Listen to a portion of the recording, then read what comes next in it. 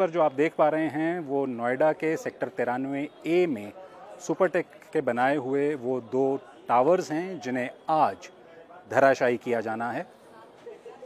चंद ही मिनटों के बाद ये टावर्स बारूद के ज़रिए एक धमाका किया जाएगा और इन्हें धराशायी कर दिया जाएगा। इन टावर्स को गिराने में अब बहुत ही कम समय रह गया है। एक तरह से काउंटडाउन यहाँ पे चल रहा है और सबकी नज़रें लगातार इन टावर्स पे बनी हुई हैं। किस तरह ये दो बहुमंजिला इमारतें जिनकी ऊंचाई करीब 100 मीटर के आसपास है, किस तरह ये इमारतें ताश के पत्तों की तरह नीचे गिरती हैं, इसको देखने को लेकर लोगों में बहुत उत्सुकता है, कौतूहल है। इस इलाके में एक बहुत बड़ी बैरिकेड दी गई है। इन टावर्स के आसपास लोगों को आने जाने की इजाज़त नहीं है। साथ की रेजिडेंशियल जो कॉलोनीज़ हैं वो खाली करवा ली गई हैं, लेकिन इन टावर्स से दूरी पर जो कुछ बहुमंजिला इमारतें हैं वहाँ पे लोग अपनी छतों पर और अपनी बालकनीज़ में आकर इन टावर्स के गिरने का नज़ारा देखने की कोशिश कर रहे हैं। हम इसी तरह की बिल्डिंग में हैं जो इन टावर्स से करीब 1 किलोमीटर के फासले पर स्थित है और दिनों से, कई महीनों से तैयारी चल रही थी इन टावर्स को गिराए जाने की। आपको याद दिला दें, पिछले साल सुप्रीम कोर्ट ने इलाहाबाद हाई कोर्ट के उस फैसले पर अपनी मोहर लगाई थी जिसमें यह फैसला किया गया था कि इन दोनों टावर्स को ध्वस्त किया जाएगा। इन्हें ध्वस्त करने की वजह यह है कि वायलेशंस पाए गए नॉर्म्स में। बहुत से नियमों और कानूनों को ताक पर रखकर इन दो टावर्स को बनाया गया। जिस तरह की इजाज़तें सुपरटेक को मिली थीं, उन इजाज़तों की अवहेलना करके और जिस तरह से एक भ्रष्टाचार का एक मसला इस पूरे प्रकरण में सामने आया कि जिस तरह से इजाज़तें जो मिली उससे कहीं अधिक जाकर बिल्डर ने ये कंस्ट्रक्शन की। इस टावर के एक तरफ ATS विलेज नाम की एक हाउसिंग सोसाइटी है, दूसरी तरफ एमरल्ड कोर्ट नाम की एक सोसाइटी है।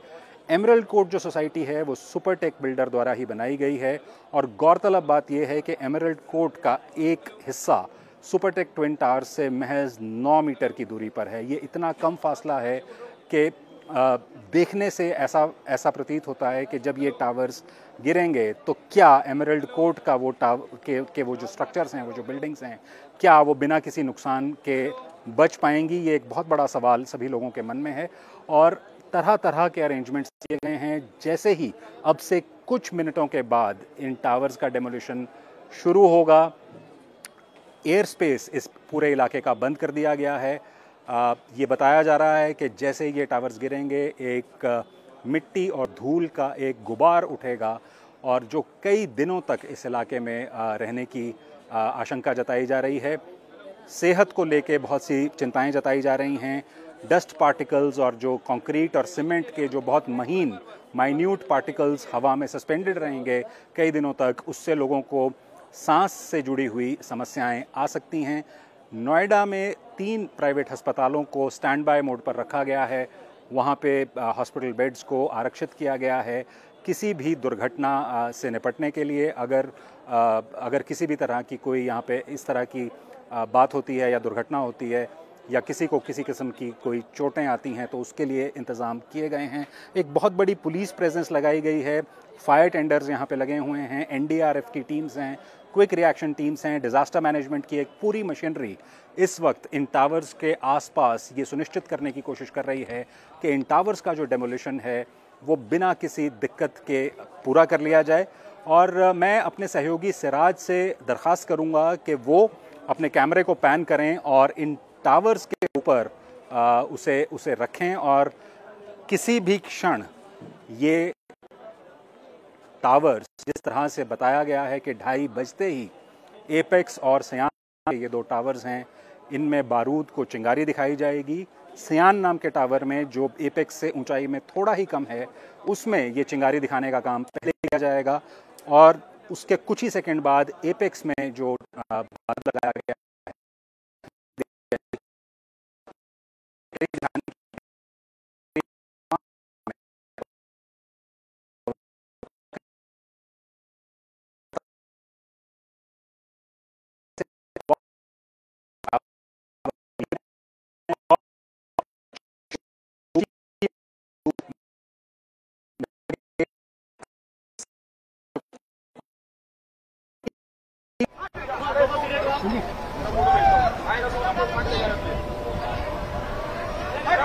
बदतमीज है ही, पता नहीं क्या क्यों कर रहे हो?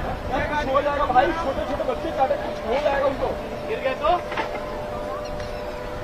आप दिखा रहे हो तो अभी बच्चा गिर जाएगा छोटा सा।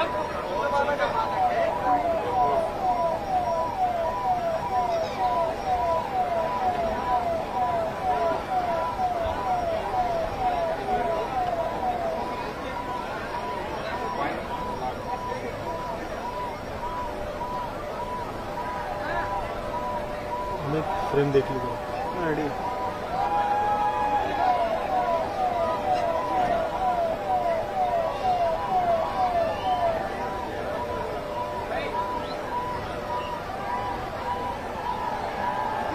समझ नहीं रहे हमको डर होने लगा।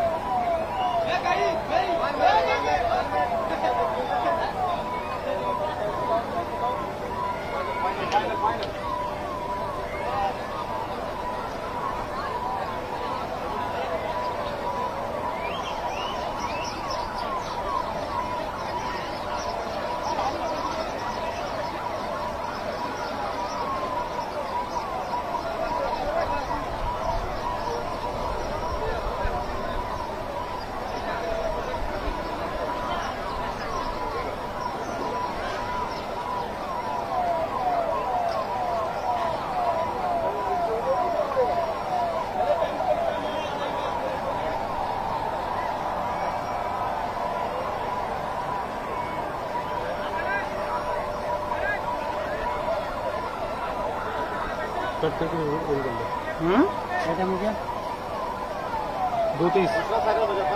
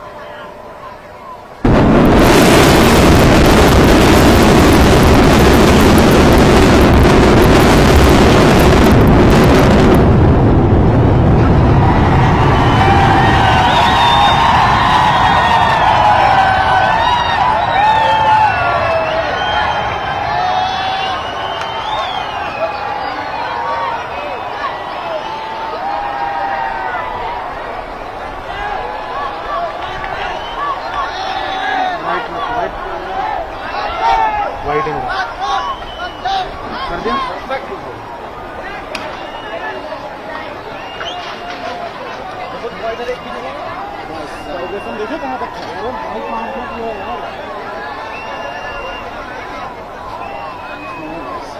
देखो टेढ़ा हुआ बिल्डिंग के गुबार में पूरी तरह समा गए हैं और आखिरकार कई महीनों की तैयारी के बाद इन ट्विन टावर्स को आज ध्वस्त कर दिया गया है। और जैसा कि कंपनी का दावा था, इसे ध्वस्त करने में जो समय बताया जा रहा था 12 सेकंड का, यहाँ से देखने पर ऐसा लग रहा है कि जिस तरह के दावे और जिस तरह के आश्वासन दिए जा रहे थे, जो कार्रवाई है वो बिल्कुल उसी तरह से हुई है। टावर्स को गिरने में बिल्कुल भी कोई ज़्यादा समय नहीं लगा है। लेकिन अब बड़े सवाल इसके बाद शुरू होंगे, लेकिन उसके बारे में हम चर्चा थोड़ी देर में करेंगे। मैं अभी सिराज से ये दरख्वास्त करूँगा कि वो आपको ये नज़ारा लगातार दिखाते रहें कि जहां अभी थोड़ी देर पहले तक सुपरटेक ट्विन टावर्स खड़े थे, अब वहां पर धूल, मिट्टी और धुएं के गुबार के सिवाय और कुछ भी नहीं है।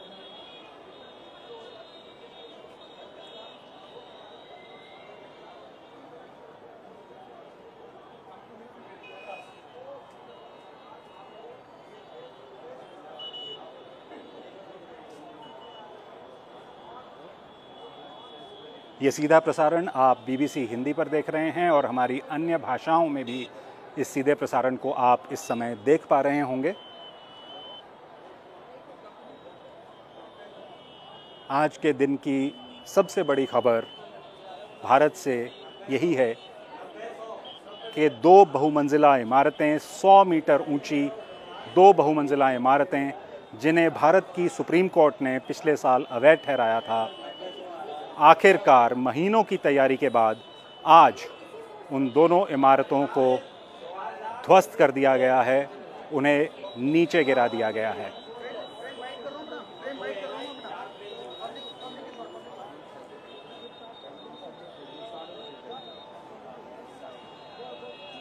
जो आप अपनी स्क्रीन्स पर नहीं देख पा रहे, उसका थोड़ा सा वर्णन मैं आपको ज़रूर दे दूं।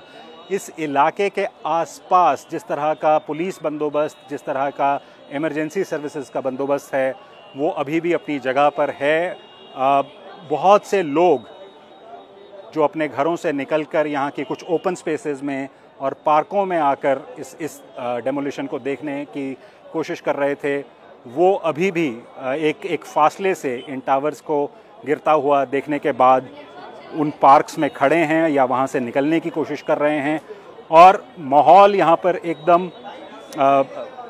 उत्सुकता से और कौतूहल से भरा हुआ है। जैसा कि मैं कुछ देर पहले भी आपको बता रहा था कि यहाँ की आसपास की सोसाइटीज़ में जो बहुमंजिला इमारतें हैं, लोग अपनी बालकनीज़ में आकर इन टावर्स के डेमोलिशन को देखने के लिए काफ़ी देर से खड़े हुए थे। और आखिरकार जहां सुपरटेक ट्विन टावर्स अभी चंद मिनट पहले आपको खड़े दिखाई दे रहे थे, अब वो टावर्स वहां पर दिखाई नहीं दे रहे हैं। इस डेमोलिशन के बाद जो बताया गया है कि 60 से 70 हज़ार टन का मलबा इस साइट पे इकट्ठा होने जा रहा है, जिसमें से कुछ मलबा ऐसा होगा जो इस साइट पे जो गड्ढा बना है इस डेमोलिशन के बाद, उस गड्ढे को भरने के लिए इस्तेमाल कर लिया जाएगा। लेकिन जो बाकी मलबा और मिट्टी बचेगी, उसे यहाँ से हटाने में करीब 3 महीने का समय लगेगा और हज़ारों ट्रक्स को दिन रात यहाँ से उस मलबे को हटाना होगा और एक डिस्पोजल साइट पे ले जाके उस मलबे को डिस्पोज करना होगा। ये एक लंबी प्रक्रिया होने जा रही है और अगले कुछ महीनों में ही ये साफ़ हो पाएगा कि ये कितना समय लगता है इस पूरे मलबे को यहाँ से हटाने में। इस टावर के साथ की बिल्डिंग्स जो अब हमें कुछ नज़र आनी लगी हैं इस धुएँ और धूल के गुबार के बीच, ये देखना बाकी है कि उन बिल्डिंग्स की क्या स्थिति है, उन बिल्डिंग्स में क्या कोई नुकसान पहुंचा है, कोई दरारें आई हैं या और किसी तरह का नुकसान इन स्ट्रक्चर्स को पहुंचा है। उसका एवैल्यूएशन प्रशासन और जिस कंपनी एडिफिस इंजीनियरिंग ने ये डेमोलिशन किया है, इनकी एक मिली-जुली टीम इसका अवलोकन अब से कुछ ही देर बाद करेगी। उस मौके पर जाके, उस साइट पर जाके ये देखा जाएगा कि डेमोलिशन होने के बाद क्या हालात हैं, आसपास के घरों पे उसका क्या असर पड़ा है, कहीं कोई स्ट्रक्चरल डैमेज तो नहीं है। ये बात साफ़ है कि आसपास घरों में इस वक्त बहुत सी मिट्टी और धूल ज़रूर अंदर चली गई होगी और यही वजह थी कि इन घरों से लोगों को बाहर जाने के लिए कह दिया गया था, उन्हें अपने घरों को छोड़ के जाने के लिए कह दिया गया था। आज 7 बजे इस पूरे इलाके को खाली कर दिया गया था और आज शाम से पहले ये लोग अपने घरों में वापस नहीं लौट सकते। सेहत को लेके जैसा कि हम आपको बताते आ रहे हैं, बहुत सी आशंकाएं जताई जाती रही हैं कि ये धुआं, ये मिट्टी, ये धूल, इसका सेहत पे क्या असर होगा। रेस्पिरेटरी इलनेसेस यानी सांस लेने से जुड़ी हुई जो बीमारियां हैं, फेफड़ों से जुड़ी हुई जो बीमारियां हैं, जो लोग उन बीमारियों से ग्रस्त हैं, उनके लिए ये थोड़ा सा मुश्किल समय हो सकता है। जिन लोगों को सांस लेने में दिक्कत है, जो लोग एस्थमेटिक हैं, उनके लिए ये जो धूल के कण हैं, ये आने वाले कुछ दिनों में एक समस्या का विषय बन सकते हैं। लेकिन नज़ारा जो हमने आपको यहाँ से दिखाया वो इन ट्विन टावर्स के डेमोलिशन का था। किस तरह से ये टावर्स ताश के पत्तों की तरह ढहते हुए ज़मींदोज़ हो गए, एकदम मिट्टी में मिल गए हैं। लेकिन इनका असर, इस डेमोलिशन का असर क्या होगा, ये इस वक्त कहना बहुत मुश्किल है। इसका धीरे धीरे अवलोकन किया जाएगा, इसका एनालिसिस किया जाएगा। जैसा मैंने आपको बताया, अब से कुछ देर बाद ही एडमिनिस्ट्रेशन और प्राइवेट कंपनी जिसने ये डेमोलिशन किया है, एक एनालिसिस इसका कैरी आउट किया जाएगा। जाके देखा जाएगा कि साथ की बिल्डिंग्स पर इसका क्या असर पड़ा है और कहीं कोई स्ट्रक्चर्स को कोई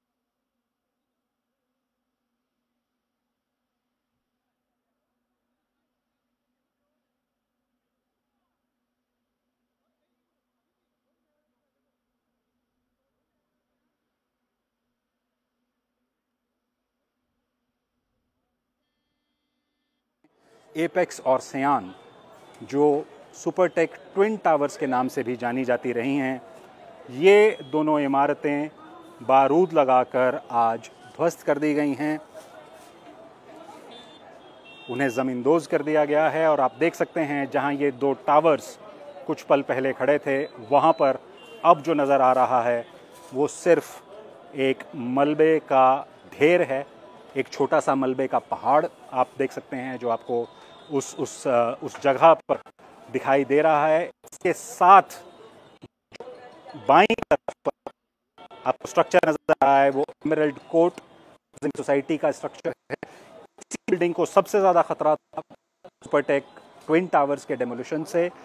ये देखा जाना बाकी है कि इस डेमोलिशन का एमरल्ड कोर्ट के इन स्ट्रक्चर्स पर क्या असर पड़ा है। जो दाहिने हिस्से में आप विजुअल्स देख पा रहे हैं, उस मलबे के पहाड़ के दाईं तरफ वो एटीएस विलेज है। सुपरटेक ट्विन टावर्स और एटीएस विलेज के बीच फिर भी थोड़ा सा ज़्यादा फासला था, तो आशंका कम जताई जा रही थी कि शायद एटीएस विलेज के स्ट्रक्चर्स को इतना ज़्यादा डैमेज नहीं होगा। लेकिन इस स्थिति में अभी ये कहना बहुत ही मुश्किल है कि क्या इन बिल्डिंग्स को, इन टावर्स को किसी किस्म का नुकसान पहुंचा होगा या नहीं। वो एक एनालिसिस और एक अवलोकन के बाद ही इस बात को कहा जा सकेगा कि इस डेमोलिशन का आसपास की बिल्डिंग्स के ऊपर क्या असर पड़ा है। मैं सिराज से दरख्वास्त करूंगा कि वो इसी नज़ारे पे बने रहें और आपको नज़दीक से दिखाते रहें वो जगह जहां पे कुछ मिनट पहले सुपरटेक के ट्विन टावर्स खड़े थे, और अब आपको वहां जो नज़र आ रहा है वो सिर्फ एक मलबे का पहाड़ है।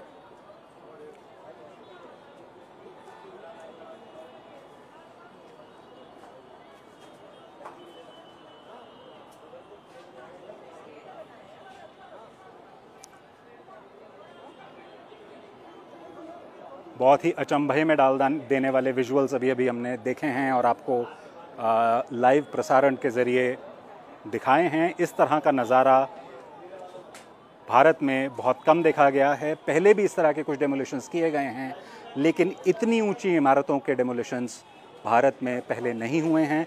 तो ये एक बहुत बड़ा केस स्टडी के तौर पर भी इसे देखा जा रहा है कि इस तरह के डेमोलिशंस करने में कितने सक्षम हैं भारत की अथॉरिटीज़ और भारत की एजेंसीज़।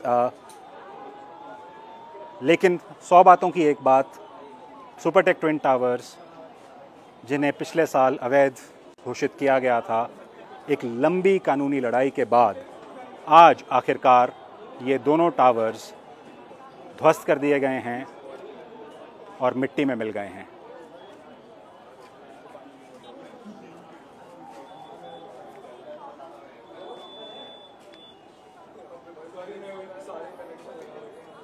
और इस ब्रॉडकास्ट में आपका हमारे साथ जुड़ने के लिए बहुत बहुत धन्यवाद। ख़त्म करने से पहले इस नज़ारे को देखकर मुझे कवि गोपाल दास नीरज की कुछ पंक्तियाँ याद आ रही हैं जो मैं आपसे साझा करना चाहूँगा। उनकी एक कविता में उन्होंने कहा था, स्वप्न के फूल से मीत चुभे शूल से, लुट गए सिंगार सभी बाग के बबूल से, और हम खड़े खड़े बाहर देखते रहे, कारवां गुजर गया गुबार देखते रहे, कारवां गुजर गया गुबार देखते रहे।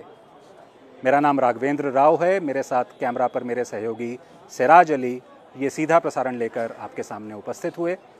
बीबीसी से जुड़ने के लिए आपका बहुत बहुत धन्यवाद।